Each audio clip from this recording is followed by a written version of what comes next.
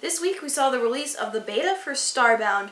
There's a petition taking off to get Reggie Fils-Aime into the next Super Smash Bros., and Polygon posted an interesting article looking at the role marketing has played in creating the idea of what a gamer is. This is the G-Cube Show.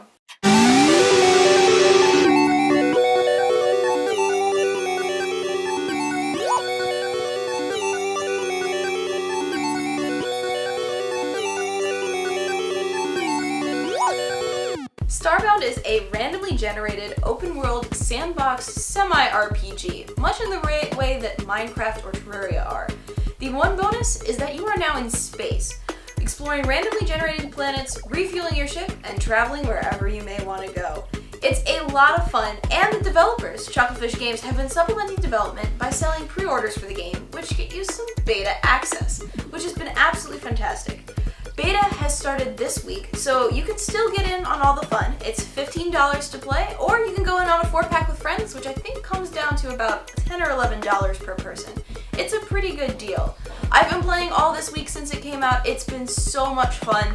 I have a couple different characters. I have a bird person that I've been playing mostly with. I just found my first temple, and I've kind of wreaked havoc. It's medieval themed on my planet for some reason. So I now have a suit of armor in my house. Can't go wrong with that. What started as a simple Q&A has turned into a full-blown campaign to get Nintendo of America president Reggie Fils-Aime into the next Super Smash Bros. Campaign. It all started when Fils-Aime was having a Twitter Q&A session and answered that his final smash in the next Smash Bros. Game would have been the "My Body is Ready" slam, referencing one of his most quoted E3 lines. Now, this has now spawned a whole petition which is asking for 100,000 signatures to get him into the game.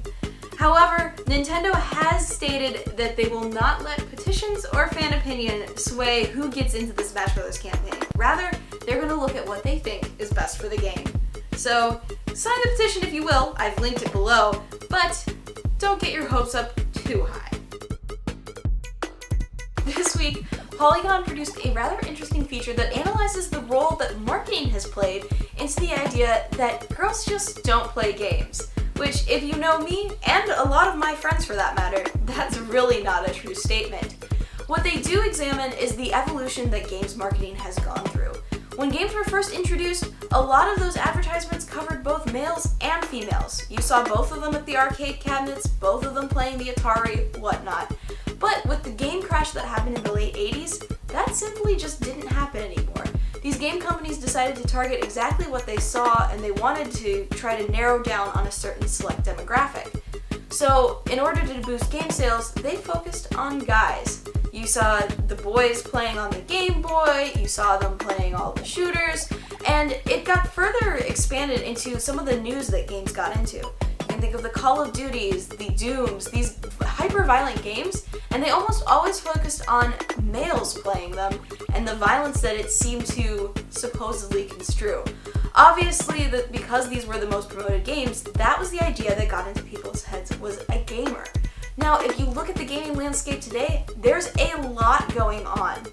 You have mobile games, you have computer games, you have Facebook games, you have your consoles, you've got a lot of options when it comes to games. And a lot of the people who are playing those games may not necessarily call themselves gamers. However, they're being left out of that marketing perspective just because they haven't been the traditional target.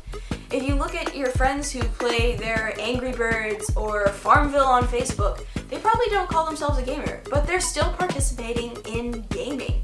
And that's a demographic that's slowly being changed as well. If you look at the Xbox One ad that just came out, you've got the girlfriend booting her boyfriend off just so she can play some games. I think she makes it pretty clear who the gamer is in that relationship. But don't just take my word for it, you should totally go read this article. It's absolutely fantastic and I would highly recommend it because I can't fit all of that into this show. Well, that's all I have for this week, but maybe there's a story you think I missed, or you have a comment on one of the stories that I covered this week. You can leave me a comment just below the video. And you can always find the G-Cube Show on Twitter and Tumblr for updates on the show. Also, this is the last week for the G-Cube Show as it is in a news format. I'm going to be producing one more video for you guys next week that's going to be filled with bloopers and some reflections on how the show has gone. This this has only been a temporary project, but you can always find me on my personal Twitter. You can also find me on the PSN as Brighter_Darker, and on Steam and League of Legends as Cherry Space Scary. Thanks for watching!